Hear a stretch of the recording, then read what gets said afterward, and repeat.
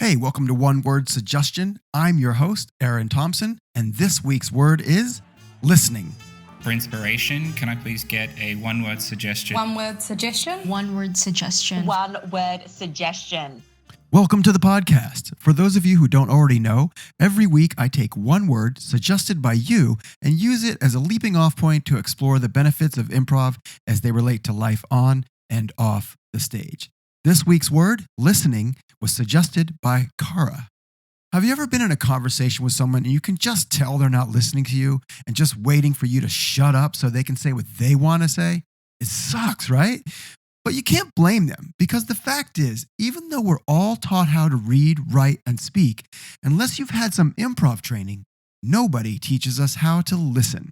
Now, if you have had improv training, then you already know it can turn you into an active listener, and it can change everything because when it comes to being a good improviser, or actually just being a good human, being a good listener is invaluable. In fact, you can always tell when you're talking with an improviser because as soon as you start talking, they stop talking and start listening. So how can you become a better listener? Other than the obvious things like actually paying attention to the person in front of you and using eye contact, one trick to becoming a good listener is recognizing tone. Unless you're working with robots, everything anyone says will have emotion behind it and should be listened to with the intent of understanding what that emotion is. If I were to ask you how your day went and you said, fine, I'd know it wasn't such a good day. Some people also talk about listening for the need of a situation or a scene.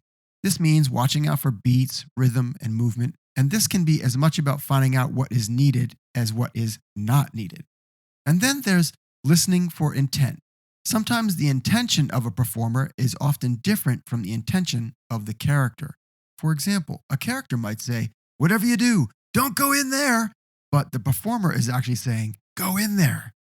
Also, remember that listening is not just something you do with your ears. I read somewhere that 93% of communication is nonverbal. Now, that may or may not be true, but the way someone stands, their facial expressions, their mannerisms, and the way they move all have meaning and can add context to a conversation. This is why I'm such a terrible poker player.